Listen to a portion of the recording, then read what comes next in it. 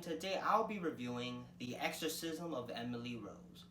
The Exorcism of Emily Rose is a horror film written and directed by Scott Derrickson. So, The Exorcism of Emily Rose. This is a film that I recently saw. A film that I saw because The Black Phone came out. So I wanted to watch one of his first films to see how he does horror-wise. And I've heard this is a very underrated film, so I wanted to see it. I wanted to see it for myself, see if it's good.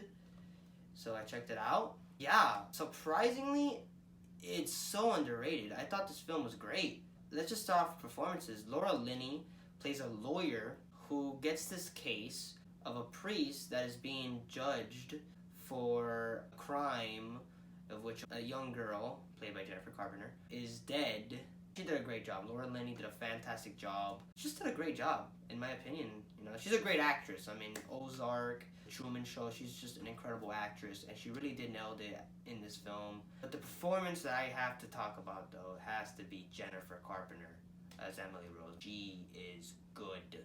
She is great. You are in fear with her for what she's going through, and you're like, oh my god, in scenes. And what I love about this movie is that there's a very rare cheap jump scares, and that is amazing. I love it. I love it when a filmmaker is like, you know what, I can scare you without a big boom jumping at you. Like, I can do that to you. I could scare you without that, and it's like, oh shit. Yeah, this film is so damn good. I can't say it enough. Yeah, Jennifer Carpenter, she gets possessed when acting, when shit is heading and her life is just falling apart by the minute. You can see it in her eyes. I feel like this is a film that truly, I think, strained her. This is tough, very tough performance by her, and I thought she did a fantastic job. Tom Wilkinson as the priest was so good. Of course, I know him from Batman Begins, so when I saw him on the screen, I was like, oh shit, it's Falcone from Batman Begins. I was like, oh shit, that's great. Yeah, he's great. He plays the priest. Just fantastic performance by him as well. This film really has some just really, truly great performance. There's not a single person in this movie where I'm like, yeah, terrible performance. There's not a single one. I think everybody did just a splendid job.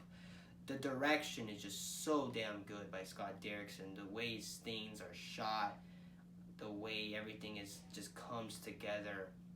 And I really, truly believe Scott Derrickson. Especially, this is like, I think his first feature film. So, that's great. Of course, he did Hellraiser Inferno, but that's like, I think that was like straight to DVD. But I think this is like his first ever like film to like go out in theaters, and now look at him. Directed MCU movie, and now The Black Phone, that I thought was great. It's typical horror. If I tell you what this movie is, it's a court drama.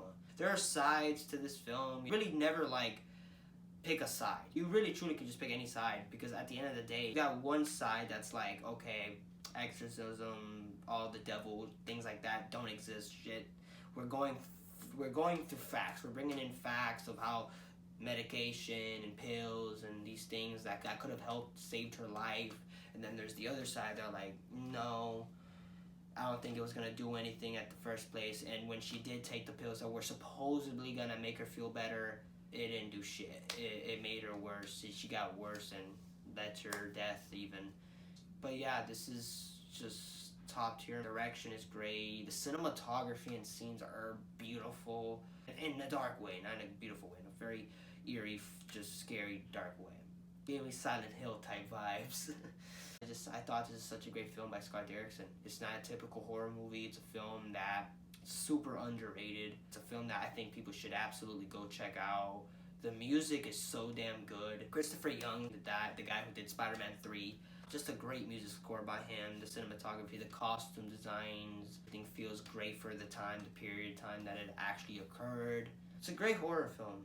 It's a highly underrated one in my opinion, and I think people should check it out. This film, without a doubt, gets a 4 out of 5 stars. Far none. I thought it was a great film. Film I would absolutely buy on Blu-ray.